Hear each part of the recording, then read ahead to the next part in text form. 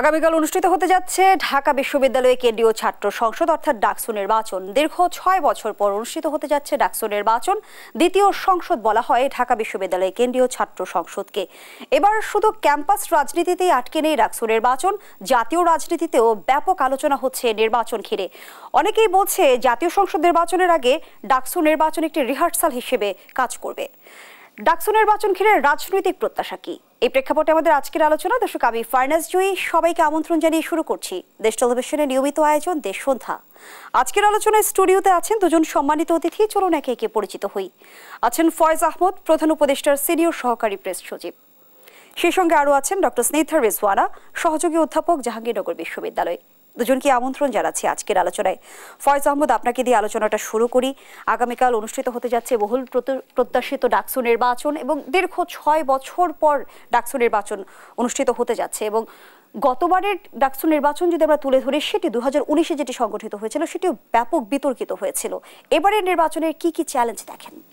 জি, আপনাকে ধন্যবাদ। এবার নির্বাচনের প্রধানতম চ্যালেঞ্জ যেটা ছিল যে নির্বাচন হবে কি হবে না। তো আমরা আজকে এসে বলতে পারি যে আগামীকাল সকালেই ঢাকা বিশ্ববিদ্যালয়ের ছাত্র সংসদের নির্বাচন। এই নির্বাচনটি ইতিমধ্যে শুধুমাত্র ক্যাম্পাসের মধ্যে হয়তো এই আলোচনা সীমাবদ্ধ থাকাটা তো ছিল স্বাভাবিক, কিন্তু বাংলাদেশে দীর্ঘদিন আসলে নির্বাচনের এক ধরনের অনুপস্থিতি আছে। মানুষ ভুলে গেছে আসলে ভোট কীভাবে দিতে হয়। সুতরাং ওই বাস্তবতায় যখন ঢাকা বিশ্ববিদ্যালয়ের মতো একটি বিশ্ববিদ্যালয়ে ছাত্র সংসদ নির্বাচন হয়, সেটি খুব স্বাভাবিক কারণেই আমাদের রাজনৈতিক পরিমণ্ডল থেকে শুরু করে সমাজের সর্বস্তরে এক ধরনের আবেদন তৈরি করে। সে আবেদনটা ইতিমধ্যে পরিলক্ষিত হয়েছে। আমরা সকল পর্যায়ে জাতীয় টেলিভিশনগুলি গুরুত্বপূর্ণ সংবাদের মধ্যে উঠে আসছে, টকশোতে এটা নিয়ে আলোচনা হচ্ছে। তার মানে এটা পরিষ্কার যে এই নির্বাচন এক ধরনের বড় আলোড়ন তৈরি করতে সক্ষম হয়েছে। এখন এই যে আলোড়ন তৈরি হওয়া, এই যে ডাকসু নিয়ে মানুষের এত প্রত্যাশা, এর পূর্ণ রূপ পাবে যখন একটি শান্তিপূর্ণ ভোট গ্রহণের মধ্য দিয়ে যারা তাদের মতামত দিবে ভোটাররা, ঢাকা বিশ্ববিদ্যালয়ের শিক্ষার্থীরা, তাদের প্রকৃত ভোটের যে ফলাফল সেটা যদি সফলভাবে তুলে আনা সম্ভব হয়। সে বাস্তবতায় এর মূল কাজ কিন্তু ঢাকা বিশ্ববিদ্যালয় প্রশাসনের। আপনি জানেন যে ঢাকা বিশ্ববিদ্যালয় প্রশাসন তাদের স্বাধীনভাবে কাজ করে। সেই জায়গায় সরকারের দিক থেকে যতটুকু করণীয় সেটা হচ্ছে সম্পূর্ণ শান্তি শৃঙ্খলা নিশ্চিত করা এবং ঢাকা বিশ্ববিদ্যালয় প্রশাসন সরকারের কাছে যত ধরনের সহযোগিতা চায় এই নির্বাচনকে সুষ্ঠু করার জন্য তার সবগুলি সহযোগিতা প্রদান করা। এই বিষয়ে সরকার খুবই প্রতিশ্রুতিবদ্ধ। ইতিমধ্যে একাধিক ঢাকা বিশ্ববিদ্যালয় প্রশাসনের সঙ্গে আমাদের সরকারের বিভিন্ন পক্ষের একাধিক বৈঠক হয়েছে। আজকেও স্বরাষ্ট্র মন্ত্রণালয় সহ অন্যান্য উপদেষ্টাদের সঙ্গে ঢাকা বিশ্ববিদ্যালয়ের ভাইস চ্যান্সেলর সহ অন্য কর্তা ব্যক্তিরা বৈঠকে বসেছেন। আমরা আশা করছি আগামীকালকে ঢাকা বিশ্ববিদ্যালয় ছাত্র সংসদের যে নির্বাচনটি অনুষ্ঠিত হবে সেটি অত্যন্ত ফলপ্রসূ এবং সুষ্ঠু একটি নির্বাচন হবে এবং শিক্ষার্থীরা তাদের প্রতিনিধি হিসেবে ডাকসুর জন্য যাদেরকে নির্বাচিত করবেন তারাই দায়িত্ব গ্রহণ করবে এবং এই নির্বাচনে যারা পরাজয় লাভ করবেন তারাও বাংলাদেশের ভবিষ্যৎ রাজনৈতিক নেতৃত্বের জন্য এক ধরনের পরীক্ষায় যাচ্ছেন এবং সেটা নিশ্চয়ই ভবিষ্যতে রাজনীতির জন্য ইতিবাচক ফল বয়ে নিয়ে আসবে। সুতরাং এই জায়গা থেকে যদি বলি, ঢাকা বিশ্ববিদ্যালয়ের এই নির্বাচনটি খুব স্বাভাবিক কারণে, যেটা শুরুতে বলছিলাম যে ক্যাম্পাসের মধ্যে হয়তো সীমাবদ্ধ থাকলে পারত, কিন্তু আপনি যদি দেখেন আমাদের প্রত্যন্ত গ্রামগঞ্জেও এখন ডাকসু নির্বাচন নিয়ে কথা হচ্ছে।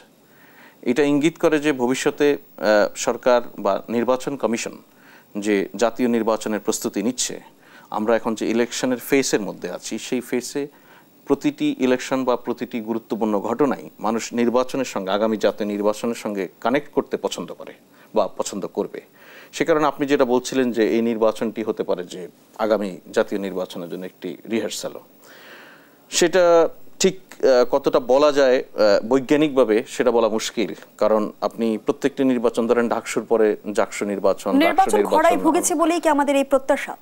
ডেফিনেটলি আমরা তো দীর্ঘদিন নির্বাচন খরায় ছিলাম। আমি যেটা বলছি যে মানে নতুন ভোটাররা যারা প্রথমবার ভোট দিবেন তাদের বাহিরেও বিপুল সংখ্যক মানুষ যারা ভোট দেওয়ার জন্য এলিজেবল ছিলেন, অর্থাৎ ভোট দেওয়ার উপযোগী নাগরিক, সেই নাগরিকরা দীর্ঘদিন কিন্তু ভোট দিতে পারেনি। গত 3-4টি নির্বাচনে ভোটের যেই প্রতিফলন ঘটার কথা, নাগরিকদের প্রত্যাশা, সেটা ঘটেনি। সুতরাং এই ভোটের কালচারেরই এক ধরনের অনুপস্থিতি ছিল। সে জায়গায় ডাকসু একটা নতুন ঘটনা।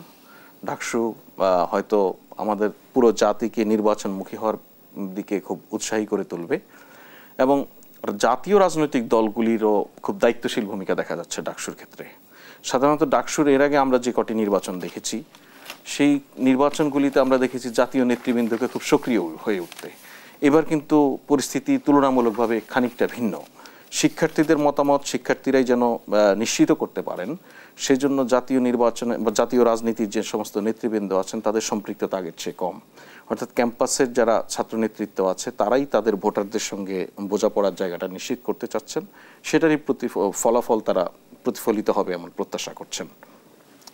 আমরা আশা করি যে ডাকসু নির্বাচনের পরবর্তী আরও কয়েকটি বিশ্ববিদ্যালয় ছাত্র সংসদ নির্বাচন আছে, এগুলির মধ্য দিয়ে এক ধরনের বার্তা পাওয়া যাবে যে আমাদের নির্বাচনী সংস্কৃতিতে কী ধরনের পরিবর্তন এসেছে। আজকে পর্যন্ত যদি মূল্যায়ন করি ডাকসুকে ঘিরে, আপনি দেখুন ডাকসুর নির্বাচন ঘিরে একটিও সংঘাত সহিংসতার ঘটনা ঘটেনি। হ্যাঁ, প্রার্থীদের মধ্যে বা প্রার্থীর সমর্থকদের মধ্যে নানান ধরনের কথাবার্তা বাকযুদ্ধ হয়েছে, কিন্তু তাদের মধ্যে সবার আমরা একটা সৌহার্দ্যপূর্ণ সম্পর্ক দেখেছি। দুই প্রতিদ্বন্দ্বী প্রার্থীকে একসঙ্গে মুভ করতে দেখেছি, একে অপরকে জড়িয়ে জড়তে দেখেছি। আমাদের রাজনীতিতে এই সুবাতাসটা আমরা চাই।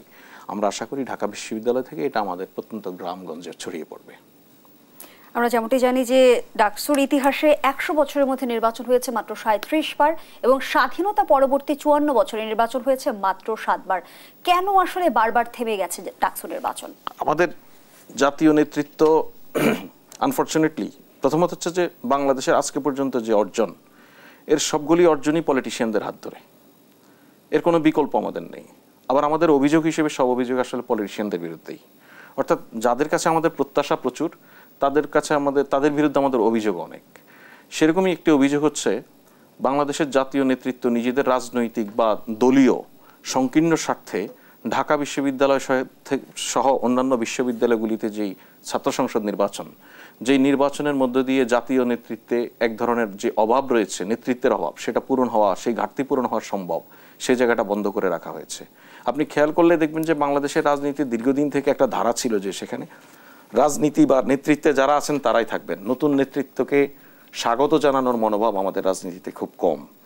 এ সমস্ত বিবেচনার জায়গা থেকে এবং অতীতে নানান সময় চিন্তা করা হয়েছে ডাকসুতে যদি ক্ষমতাসীন যে রাজনৈতিক দল তারা যদি পরাজয় লাভ করে বা পরাজয় বরণ করতে বাধ্য হয়, সেটা পরবর্তী জাতীয় নির্বাচনে প্রভাব ফেলতে পারে। এই সমস্ত নানান ইকুয়েশন থেকে এই নির্বাচনগুলি বিভিন্ন রাজনৈতিক দল যারা ক্ষমতাসীন ছিলেন আসলে তারা করতে দেয়নি, তারা কুক্ষিগত করে রেখেছে। আমরা দেখেছি ডাকসু নির্বাচনের সময় এখন কয়েকজন ভোটার বলছেন যে ডাকসু যে নির্বাচন হয় এটাই তারা জানতেন না, তারা মনে করতেন এটা একটা ক্যান্টিন।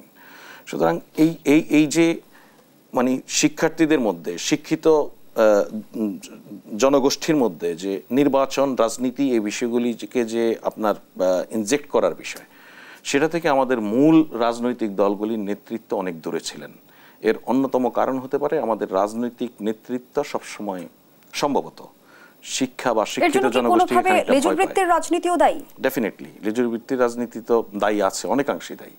লেজুর ভিত্তির রাজনীতি দায়ী আছে বলেই ক্ষমতাসীন দল তার ছাত্র সংগঠন হেরে যাওয়ার ভয়টা পায়। যদি এখানে লেজুর ভিত্তি না থাকতো তাহলে কিন্তু কেন্দ্রের রাজনৈতিক দলগুলি ঢাকা বিশ্ববিদ্যালয়ের ছাত্র সংসদ নির্বাচন থেকে বিভিন্ন বিশ্ববিদ্যালয়ের ছাত্র সংসদ নির্বাচনগুলিকে একটি নির্দলীয় স্থানীয় সরকার নির্বাচনের মতো করেই বিবেচনা করতে পারত। পৃথিবীর আর কয়টি দেশে যে ছাত্র সংসদের নির্বাচন নিয়ে জাতীয় রাজনীতিতে তো আলোচনা হয় না তো। এর কারণে আমাদের এখানে এই আলোচনার মূল কারণই হচ্ছে আমরা এখানে ডাকসুকে বা অন্যান্য বিশ্ববিদ্যালয়ের ছাত্র সংসদকে দেখি আমাদের মানে পেশি শক্তি কতটা বেশি, আমাদের তরুণদের মধ্যে কতটা সক্ষমতা বেশি, সেটা বোঝানোর একটা হাতিয়ার হিসেবে। ডাকসু নির্বাচন বা ডাকসুর যারা নির্বাচিত প্রতিনিধি আসবেন তাদের কাজ নিশ্চয়ই জাতীয় পর্যায়ের রাজনীতিতে তাদের ক্ষমতা প্রদর্শন নয়, বরং বিশ্ববিদ্যালয়ের শিক্ষার্থীদের অধিকার নিয়ে সোচ্চার থাকা, তাদের অধিকার আদায়ে ভূমিকা রাখা, সেটা আমরা খুব কমই রাখতে দেখেছি। অতীতে যারা ছিলেন তাদের ক্ষেত্রেও এরা প্রত্যেকেই জাতীয় রাজনীতিতে বড় ভূমিকা রাখার ক্ষেত্রে চেষ্টা করেছেন। সুতরাং ছাত্র সংসদগুলিকে যদি তার নিজ চরিত্রে আমরা যদি দেখতে না পাই তাহলে বিপর্যয়টা ঘটে কেন্দ্রের রাজনীতির, সেখানে অধিক হস্তক্ষেপ এবং অনেক সময় এটা নগ্ন হস্তক্ষেপে পরিণত হয়। সেটাই হয়েছিল। এর ফলে ছাত্র সংসদগুলি দীর্ঘদিন নেতৃত্বের শূন্যতায় ছিল, অভিভাবকহীন ছিল। এটা থেকে আমরা আশা করি এবার ডাকসু নির্বাচন সহ অন্যান্য বিশ্ববিদ্যালয়গুলির যে ছাত্র সংসদ নির্বাচন হচ্ছে এর ধারাবাহিকতাটা বজায় থাকবে ভবিষ্যতেও। এর ফলে আমাদের জাতীয় রাজনীতির যে নেতৃত্বের সংকট সেটা থেকে আমরা ধীরে ধীরে বের হব। ধন্যবাদ জানাচ্ছি ফয়েজ আহমদ। ডক্টর স্নিগ্ধা রিজওয়ানা, এই নির্বাচন কি শুধু ক্যাম্পাস রাজনীতির সীমায় আটকে থাকবে, নাকি আগামী জাতীয় সংসদ নির্বাচনে ভোটারদের মানসিকতা ও রাজনৈতিক সমীকরণে বড় প্রভাব ফেলতে পারে? আপনাকে অনেক ধন্যবাদ জুই। আমার সহ-আলোচক ফয়েজ আহমদকে অনেক শুভেচ্ছা।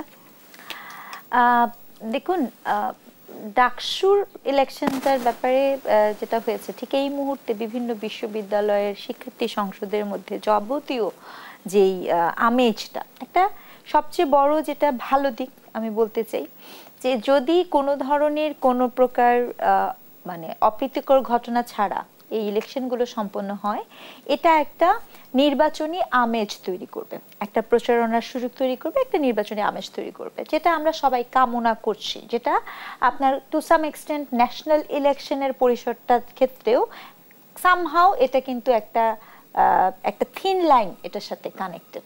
আমি কখনোই মনে করি না যে ঠিক এই মুহূর্তে শিক্ষার্থী সংসদের যতগুলো ইলেকশন বিশ্ববিদ্যালয়গুলোতে হচ্ছে সেটি কেবলই বিশ্ববিদ্যালয় কেন্দ্রিক। এটির সাথে আমাদের এই মুহূর্তে জাতীয় রাজনীতির ভীষণ রকমের একটি যোগাযোগ আছে। এর কারণ হচ্ছে দুটো। একটা হচ্ছে যে এটা খুব গুরুত্বপূর্ণ, আমি একটু মনে করিয়ে দিতে চাই যে সর্বশেষ যে ডাকসু ইলেকশনটা হয়েছিল সেখানে কিন্তু আপনার মনে আছে যে নুরুল হক নূর উনি সম্ভবত ভিপি পদে জয়যুক্ত হয়েছিলেন, এবং তিনি কিন্তু তৎকালীন যেই ক্ষমতাশীল গোষ্ঠী ছিল আওয়ামী লীগ, তিনি সেই প্যানেলের প্রার্থী হিসেবে কিন্তু তখন ইলেকশনটা করেন নাই। তখন সম্ভবত তার অপোজিট ছিলেন রাব্বানি বা এরকম কেউ একজন। তাহলে শোভন ছিলেন, আচ্ছা আচ্ছা, তাহলে ওখানে জিএস পদে ছিলেন, আচ্ছা হতে পারে, আমার এত খেয়াল নেই কারণ ওনাদের প্যানেল তো। এখন যাই হোক, তো এখন ঘটনা হচ্ছে যে ওই মুহূর্তে যেটা হলো যে আপনার সেই প্যানেলটা থেকে কিন্তু ওই ক্ষমতাসীন গোষ্ঠীর বিপক্ষে কিন্তু একটা রায় আসে, তাই না? তার মানে যে কোনো অর্থে আপনার একটা ওই সময়ে ওই ইলেকশনটা হওয়াটা এবং জয়যুক্ত হয়ে আসাটা, নুরুল হক নূরের জয়যুক্ত হয়ে আসাটা কিন্তু ওই সময়ের জন্য অনেক বড় একটা অ্যাচিভমেন্ট ছিল।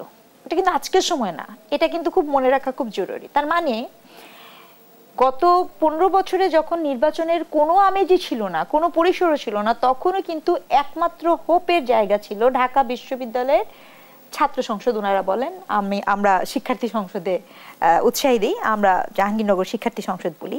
তো এটা হচ্ছে এক নম্বর।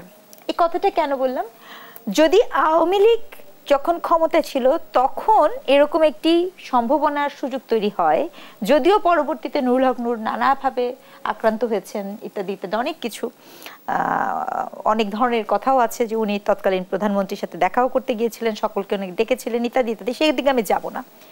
এই মুহূর্তে কি হবে? এই মুহূর্তে এত এত জরিপের রিপোর্ট বের হয়েছে, কোন জরিপ বলে যে বিএনপি এত আসন পাবে, কোন জরিপ বলে জামাত এত আসন পাবে।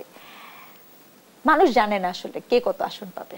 এনসিপি আবার লাস্ট দেখলাম এনসিপি জামাত জোটবদ্ধ হয়ে তারা নাকি 170টার মতো আসন পাবে, নানাজন বলছে, কিন্তু কারো কাছে কিন্তু সত্যিকার অর্থে কোনো অথেন্টিক কোনো রিপোর্ট জরিপ কিছু নাই, এটা আমার কাছে মনে হয়।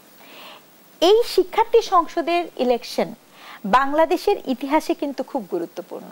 কেন গুরুত্বপূর্ণ? এই যে ফয়েজ বললেন না, গ্রামের মানুষটা বলছেন, ভীষণ রকমের বয়স্ক মানুষরাও খুব আকর্ষণে বসে আছেন যে ইলেকশনের রিপোর্টটা, ইলেকশনটা কি হবে। এর কারণ কি, বাংলাদেশের জন্মলগ্ন থেকে শুরু করে এই পর্যন্ত বাংলাদেশ যতবারই আপনার যত আন্দোলন করেছে, এটা আমি সবসময় বলি, আন্দোলনগুলো শিক্ষার্থীদের কাছ থেকে আসা। আপনি দেখেন ঠিক এই মুহূর্তে আপনি যাদেরকে একটু নেতা হিসেবে দেখেন, দেখবেন যে এটা আপনি মাহমুদুর রহমান মান্নার কথা বলেন বা আমানুল্লাহ আমানের কথা বলেন, বিএনপি নেতার কথা বলেন, বা এই যে নুরুল হক নূরের কথা, এরা সবাই কিন্তু এই ভিপি এই পদপ্রার্থী। অর্থাৎ আমাদের কিন্তু এই যে নেতৃত্ব তৈরি করার যে একটা প্রাতিষ্ঠানিক প্রক্রিয়া, অর্থাৎ দলের বাইরে যে, হ্যাঁ, সেটা কিন্তু কেবল এবং কেবলমাত্র এই ডাকসু আমাদের একটা হোপ দেখায়। আমার নিজের বিশ্ববিদ্যালয়ে 33 বছর ধরে কোনো ইলেকশন হয়নি, 33 বছর পরে ইলেকশন হতে যাচ্ছে। তো এটা তো মানুষের জন্য আসলে বুঝেই পায় না যে ইলেকশনটা কি।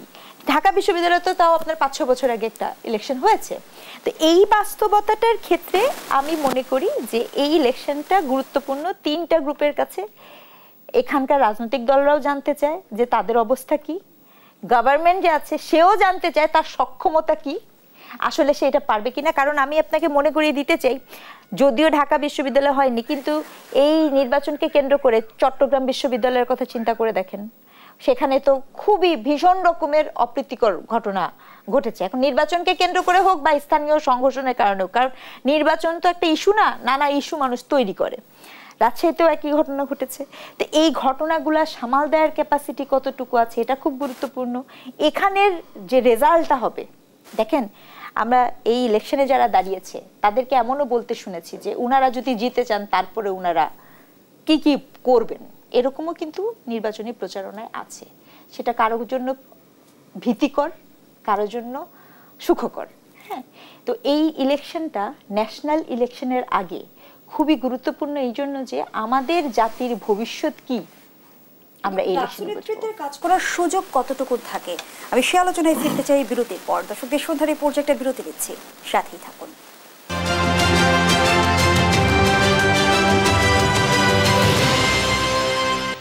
ফিরে এলাম, আপনারা দেখছেন দেশ টেলিভিশনের নিয়মিত আয়োজন দেশ সন্ধ্যা। আমরা আবারও ফিরছি আলোচনায়। ডক্টর স্নিগ্ধা রেজওয়ানা, যে আলোচনায় আমরা ছিলাম, ডাকসু নেতৃত্বের কাজ করার সুযোগ কতটুকু থাকে শিক্ষার্থীদের কল্যাণে? দুঃখজনক হলেও সত্য যে এখন পর্যন্ত সেটা খুবই সীমিত। আমাদের যদিও ব্যাপারটা কিরকম ছিল দেখেন, ডাকসু ইলেকশন এটা হচ্ছে পৃথিবীর অন্যান্য অঞ্চলে, একজন শিক্ষক হিসেবে বলছি, আপনার শিক্ষার্থীদের ওয়েলফেয়ার, শিক্ষার্থীদের ডিমান্ড এইটুকু পর্যন্তই কিন্তু তাদের আলাপটা থাকে, যে শিক্ষার্থীদের ওয়েলফেয়ার আপনি কেমনি নিশ্চিত করবেন, শিক্ষার্থীদের নিরাপত্তা কীভাবে নিশ্চিত করবেন, কি কি বেনিফিটস দিতে পারেন। এবং এখন যেটা হয় যে বিভিন্ন উদ্ভাবন, গবেষণা এই সকল খাতে শিক্ষার্থীরা কীভাবে পার্টিসিপেট করবে, সেই বিষয়গুলো নিয়ে আলাপ করার কথা ছিল। এটা খুব গুরুত্বপূর্ণ।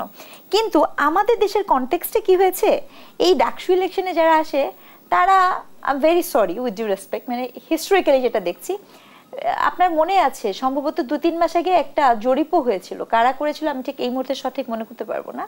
ওখানে একটা জরিপে বলছিল যে শিক্ষার্থীরা কি চায়, ওখানে সর্বনিম্নে ছিল যে ইন্টার ক্যাম্পাস উন্নয়নের দিকে কারো মনোযোগ নাই, অর্থাৎ মনোযোগটা সম্পূর্ণ রাষ্ট্রের কাছে। আমি কি বুঝাতে পারছি? ডাকসু বলেন, জাকসু বলেন, তার মূল উদ্দেশ্য কি হবে, যে আমার বিশ্ববিদ্যালয়ের কি কি উন্নয়ন হবে, আমার বিশ্ববিদ্যালয়ে কিভাবে গবেষণার মানে উন্নয়ন হবে, স্টুডেন্ট ওয়েলফেয়ার কিভাবে হবে, এইগুলো আলাপ হওয়ার কথা ছিল।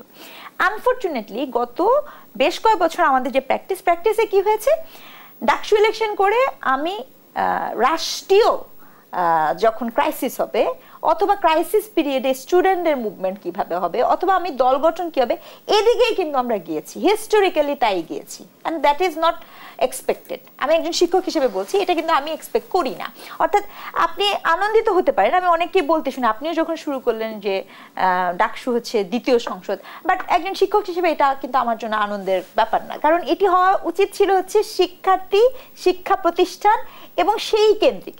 তা না হয়ে ঘটনাটা ঘটেছে কি রাষ্ট্র আন্দোলন এই জায়গাটাতে।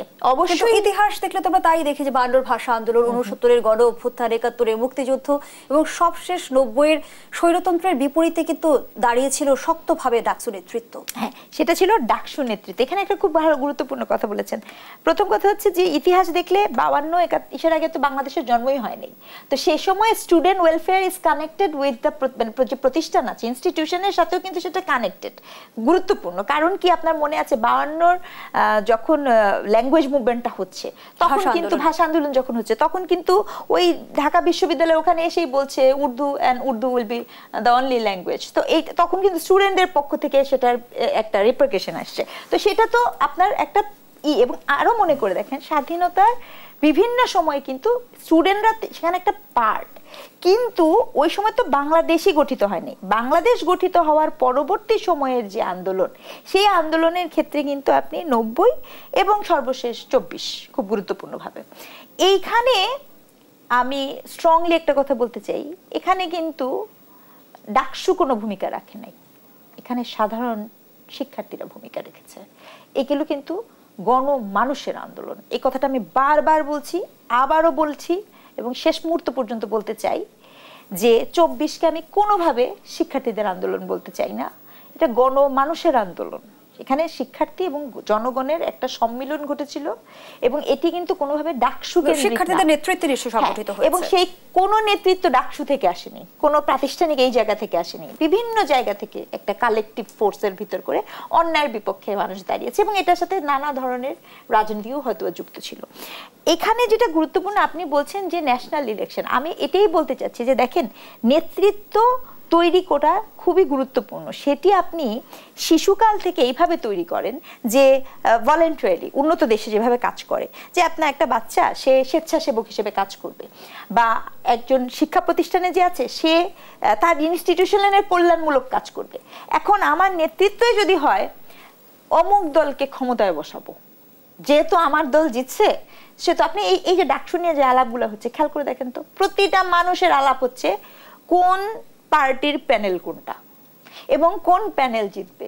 ভেরি আনফরচুনেট, কেউ আলাপ করছে না যে আসলে কোন শিক্ষার্থীটা জিতলে পরে, তার প্যানেল জিতলে পরে ওই প্রতিষ্ঠানের উন্নয়ন হবে। Nobody is interested in Dhaka বিশ্ববিদ্যালয়। দলীয় প্রভাবের রাজনীতির কবলে পড়তে যাচ্ছে বিশ্ববিদ্যালয়গুলো। That is the sad part. আমি এটাই বলছি, এখানে আমি ব্যক্তিগতভাবে একজন শিক্ষক হিসেবে আবারও বলছি, নয়া বাংলাদেশের গল্পটা কিন্তু হওয়ার কথা ছিল এরকম, কিন্তু একদিকে একটা পজিটিভ জিনিস আছে, নির্বাচনী আমেজ, আমি যেটা প্রথমে বলেছি এটা আপনি দেখতে পারেন।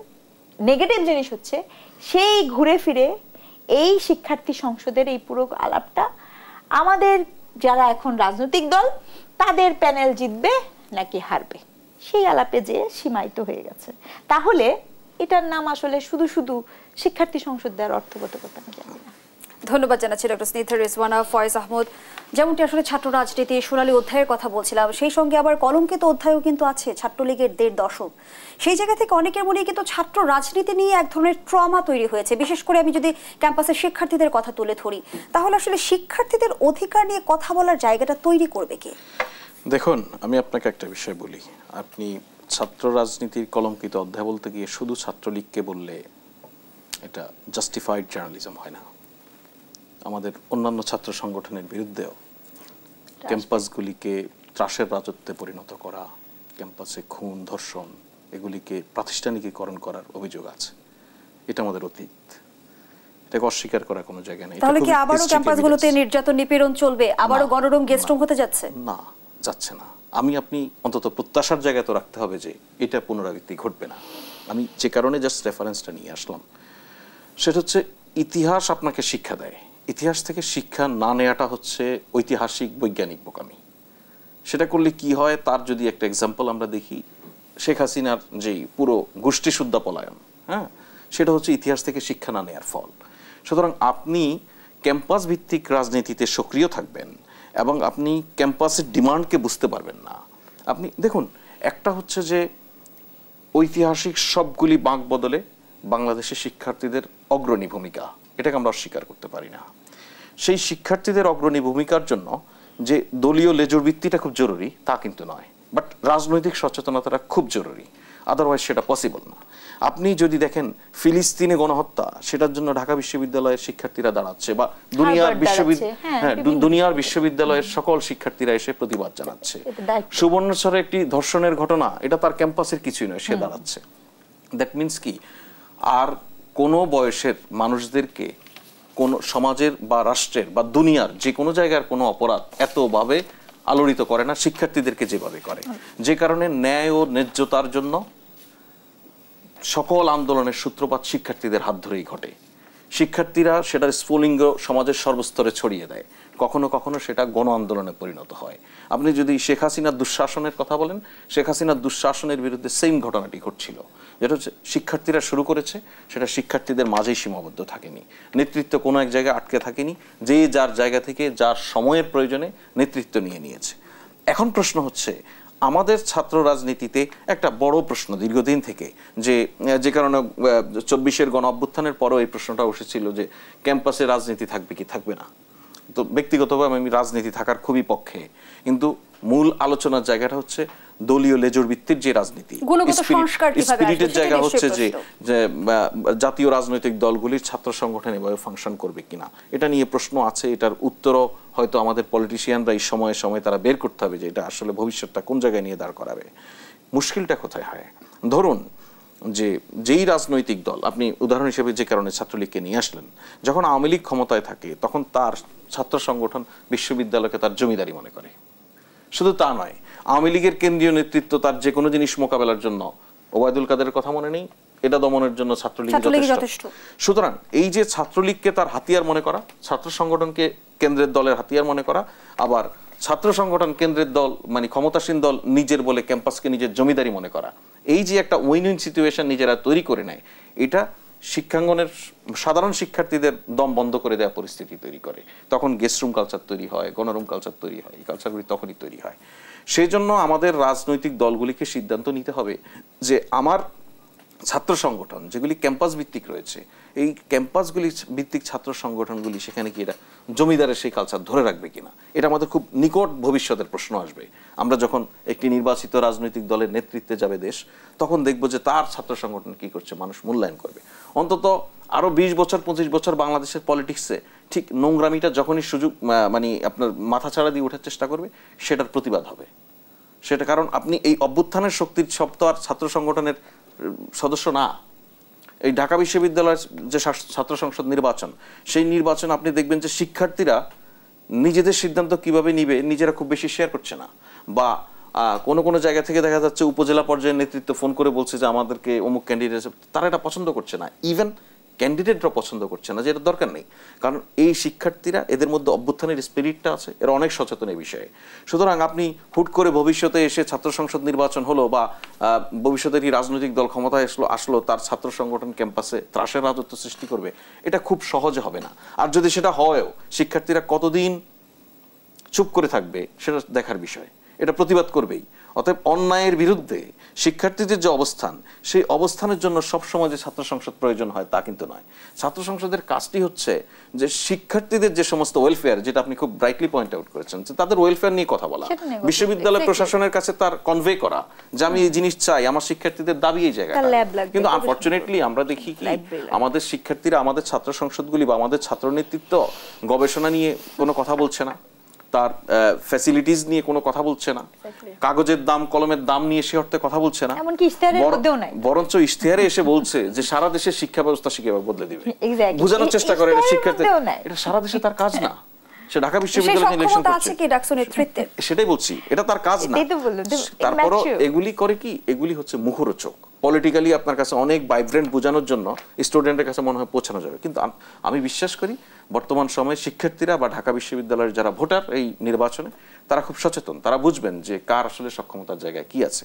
এবং যেই জিনিসটা আমি খুব সম্ভাবনা দেখি, সেটা হচ্ছে যে শিক্ষার্থীরা কেন্দ্রীয় রাজনৈতিক দলের দিকে তাকিয়ে তার নেতৃত্ব নির্বাচন করবে না।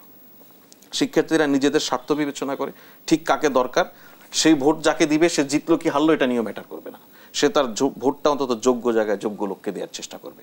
এবং খুব ফরচুনেটলি আমাদের এখানে যেই প্রতিনিধিত্ব যারা করছেন বা প্রতিদ্বন্দ্বিতা যারা করছেন এখন নির্বাচনে, এদের অধিকাংশই প্রত্যেকেই বিবি হওয়ার যোগ্যতা রাখেন, প্রত্যেকেই জিএস হওয়ার যোগ্যতা রাখেন। অতএব এদের মধ্য থেকে তারা বলছে কিন্তু যে আমাদের মধ্যে যেই নির্বাচিত হবে সে এবার নির্বাচনটা হবে সেরাদের মধ্যে সেরা নির্বাচিত হওয়ার, এমন কেউ নেই এইভাবে ওই অর্থে যে সে খুবই অযোগ্য এই পদের জন্য। সুতরাং দীর্ঘদিনের যে ব্যাকওয়ামটা তৈরি হয়েছে, সেই ব্যাকওয়ামটার পূর্ণতার জন্য, এবং আমি বিশ্বাস করব যারাই নির্বাচিত হবে তার যে অপরাপর প্রতিদ্বন্দ্বী ক্যান্ডিডেট যারা আছেন, তাদেরকে সবাই নিয়ে বিশ্ববিদ্যালয়ের শিক্ষার মান উন্নয়নে, গবেষণার মান উন্নয়নে, ল্যাবরেটরিজ বা তার ক্লাসরুমের ফ্যাসিলিটি বাড়ানোর জন্য এই ভূমিকাটা রাখবেন। সেখানে কালেকটিভ ভূমিকা যদি রাখতে না পারেন, তাহলে আপনি দেখবেন একদল ভিপি হয়েছে, ভিপির কিছু অনুসারী তৈরি হচ্ছে, আরেক দল আবার বিচ্ছিন্ন হয়ে পড়ছে টোটাল ক্যাম্পাসের সুষ্ঠু রাজনৈতিক ধারা। সেই প্রত্যাশা রাখতে পারেন কিনা ফয়েজ আহমদ, যে আমি তো রাখতেই চাই ছাত্র সংসদ নির্বাচনের মধ্য দিয়ে ছাত্র রাজনীতির পুনর্জাগরণ হতে যাচ্ছে কিনা? আমি সে প্রশ্ন রেখে যাচ্ছি। বিরতির পর ফিরছে। দর্শক, দেশ সন্ধানের এই পর্যায়ে আবারও বিরতিতে যাচ্ছে, সাথেই থাকুন।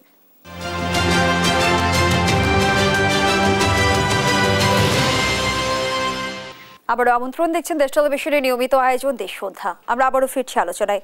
ফয়েজ আহমদ, যে প্রশ্নটি রেখে বিরতিতে গিয়েছিলাম, ছাত্র সংসদ নির্বাচনের মধ্য দিয়ে ছাত্র রাজনীতির পুনর্জাগরণ ঘটতে যাচ্ছে কিনা? না, ছাত্র রাজনীতির পুনর্জাগরণ একরকম বাংলাদেশে ঘটে গেছে আসলে। এখন আমরা ছাত্র রাজনীতি বলতে বা আমরা রাজনীতি বলতে যেটা বুঝি সেটা হচ্ছে দলীয় রাজনীতি।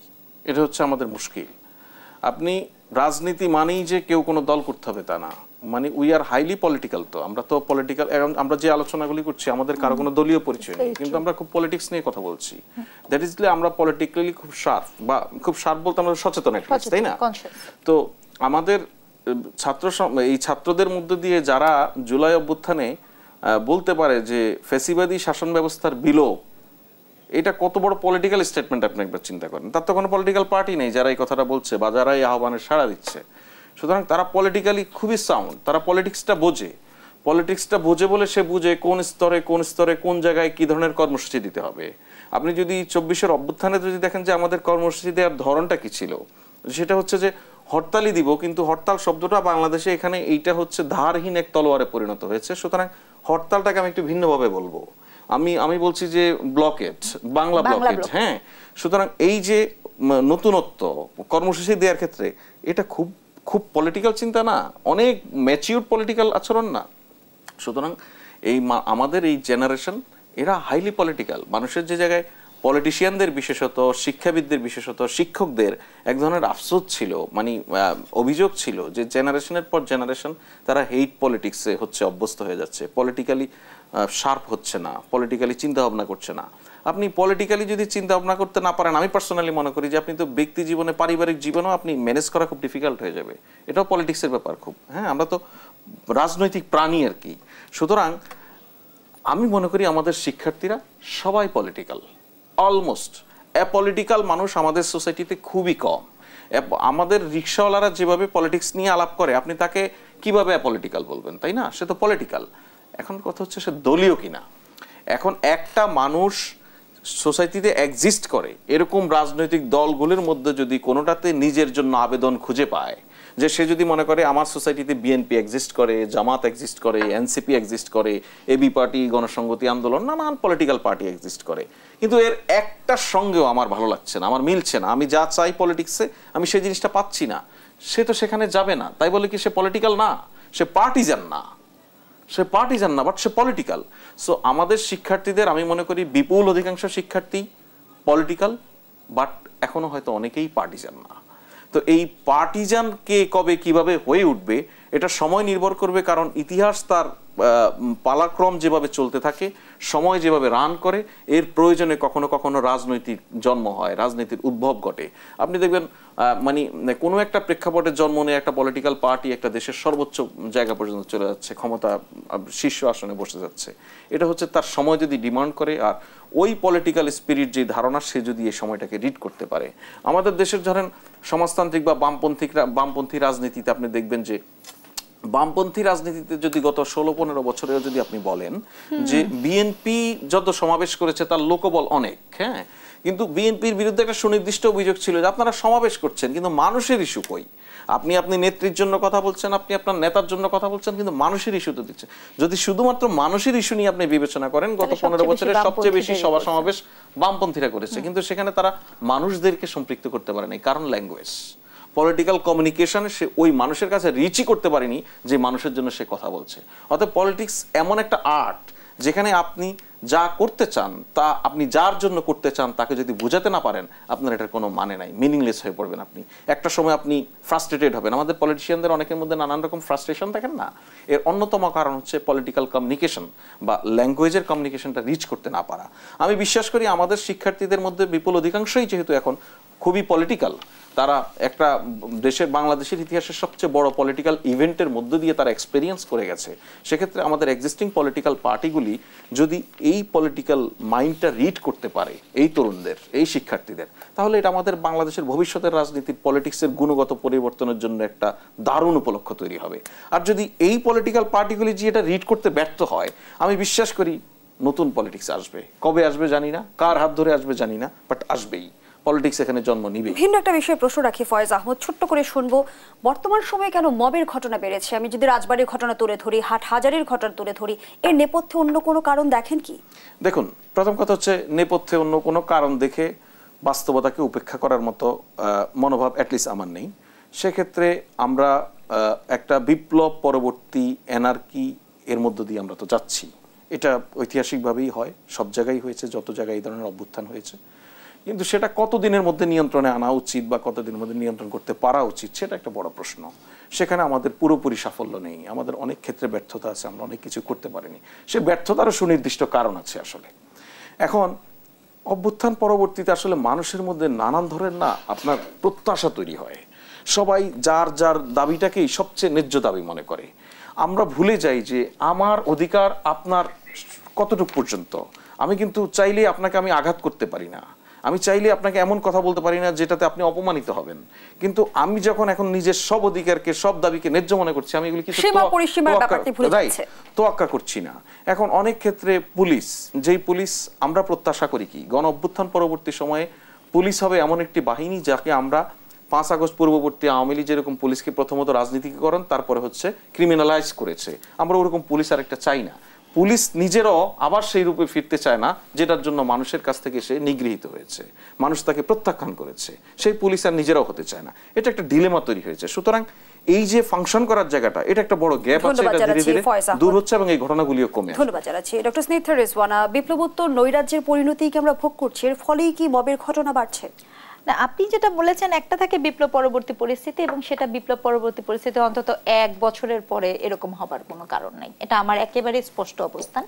এই পর্যায়ে আসার কোনো কারণ নেই। এবং এই রাজবাড়ির যে ঘটনাটা, এটাকে আমি শুধুমাত্র মব বলতে আগ্রহী না, এটা হচ্ছে আরেকটি গুরুত্বপূর্ণ। এটা আমি একেবারেই মব বলে বরঞ্চ এটার যে সিগনিফিকেন্স, এটাকে হ্রাস করানো হচ্ছে, এটা আমার জন্য ব্যক্তিগত একটা অবস্থান। আরেকটা কথা আমার বলতেই হচ্ছে, আমি বিভিন্ন প্ল্যাটফর্মে বলেছি, আজকে আবারও বলছি, দেখেন এই যে সরকারটি এখন পর্যন্ত আছে, এই সরকারটি অনেক প্রত্যাশার সরকার ছিল। এই সরকার যা করতে পারত তা বাংলাদেশের কোনো পলিটিক্যাল পার্টির পক্ষে করা সম্ভব না।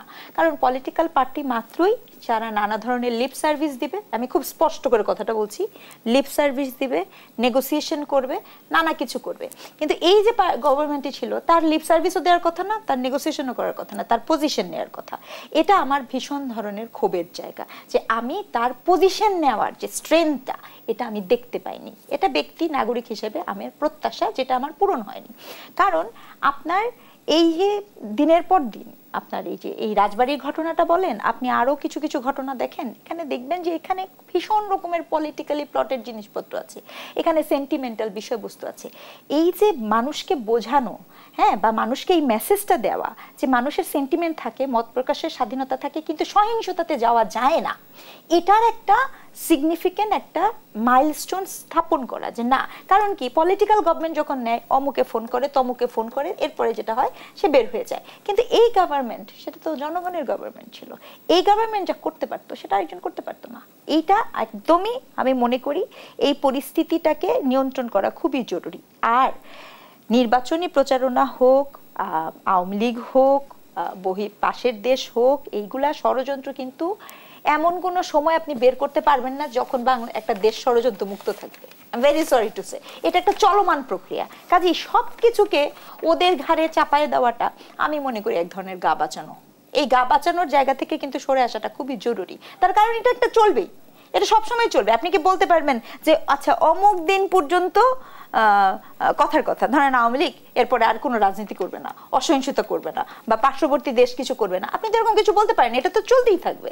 কাজে এই জায়গাটাকে কাজ করাটা খুব জরুরি। কারণ নির্বাচনী সহিংসতা মবের নামে যেন নতুনত্ব না পায়, এটা খুব জরুরি। কারণ নির্বাচনের একটা পরিসর কিন্তু তৈরি হচ্ছে। কারণ আমাদের প্রধান উপদেষ্টার উইং থেকে বলা হচ্ছে যে কোনো অর্থে ইলেকশন হবে, আমরা বোঝার চেষ্টা করছি। পাশাপাশি আমাদের রাজনৈতিক দলগুলা বলছে ফেব্রুয়ারিতে ইলেকশন, কিছু কিছু রাজনৈতিক দল সেটা নিয়ে সন্দিহান প্রকাশ করছে। আমি জনগণ যখন দেখি যে লাশ বের করে নিয়ে যে পুড়িয়ে দেয়, আমি তো আতঙ্কিত হয়ে যাব। এটাই তো খুব স্বাভাবিক। তো এই বিষয়গুলোকে এনশিওর করার দায়িত্ব কিন্তু এই সরকারের, এবং সেক্ষেত্রে খুব গুরুত্বপূর্ণভাবে তাকে যদি সে পদক্ষেপ না গ্রহণ করে, কঠোর হস্তে যদি এটাকে দমন না করে, শুধু বিবৃতি দিলে তো হবে না, ধিক্কার জানালে তো হবে না। যারা এটা করেছে ভিডিও ফুটেজটা তো দেখা যাচ্ছে, তো সেই মানুষগুলোকে তো আনতে হবে, ধরতে হবে। কি বলবেন এই বিষয়ে ফয়েজ আহমদ? হ্যাঁ, সত্য, উনি শেষ যে কথাগুলি বলেছে সত্য। এবং আনফর্চুনেটলি আমরা যেটা করি যে ঘটনার ভয়াবহতা বা ঘটনার সময় আমাদের যে পজিশনটা থাকে সেই পজিশনেই থাকি। এটা কোনো অপরাধ না, এটা হচ্ছে আমাদের ইনফরমেশনের যেই ফ্লো লেভেলটা, এটা খুব সারফেসে থাকে। এই ঘটনায় ইতিমধ্যে 5 জনকে অ্যারেস্ট করা হয়েছে, আপনি জানেন, তাদের রাজনৈতিক পরিচয় চিহ্নিত হয়েছে। আর আপনি আগে আমাকে যে কথাটা বলছিলেন না যে সেখানে ষড়যন্ত্র কিনা, দেখেন একটা ষড়যন্ত্র তো খুব পরিষ্কার।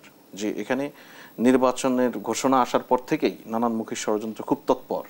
সো এই পুরো নির্বাচন প্রক্রিয়াটাকে যেন মানে বেচতে দেয়া যায়, সেজন্য নানান প্রক্রিয়ায় নানান মানুষ, বিশেষত যারা পরাজিত ফ্যাসিবাদী শক্তি, তারা দেখছেন না আপনি সাম্প্রতিক সময়ে যে হঠাৎ করে আপনার ঝটিকা মিছিল বের করছে, নানান জায়গায় নানান বৈঠক করছে, দেশে বিদেশে নানান ষড়যন্ত্র নানান তত্ত্ব নিয়ে সামনে হাজির হচ্ছে। আপনি এরকম একটি দুঃশাসন অপশাসন চালিয়ে যাওয়ার পর আমার মনে হয় পৃথিবীর অন্য কোথাও হলে আজকে 1 বছর পরেও ধরেও তাদের এই অপকর্মের লিস্ট ধরে আলোচনা হতো। ধন্যবাদ জানাচ্ছি ফয়েজ আহমদ। ডক্টর স্নিগ্ধা রিজওয়ানা, 2 লাইনে আপনার মন্তব্য নিতে চাই। আমরা যদি পরাজিত ফ্যাসিস্টের কথা বলি, যে কোনো ঘটনা ঘটলে আমরা দেখলাম যে সরকার একনলেজ করতে চাইতো না, দায় চাপিয়ে দেওয়া হতো বিরোধী পক্ষের প্রতি। এই সরকার তো অ্যাটলিস্ট একনলেজ করছে, সে বিষয়টি কি সাধুবাদ জানানো যায় না? সাধুবাদ আপনি জানাতে পারেন, তবে সতর্ক করে দেওয়া খুবই জরুরি। দীর্ঘদিন আওয়ামী লীগ যে ভুলটা করেছে, এরকম কোনো ভুলের ফেরে যেন আমরাও না পড়ি। অর্থাৎ আপনি অমুক দল করেন দেখে আপনাকে আমি ধরে নিয়ে যাচ্ছি, এই যে একটা চরিত্র, এই চরিত্র যাতে কোনোভাবে আবারও না আসে, তাহলে কি হবে?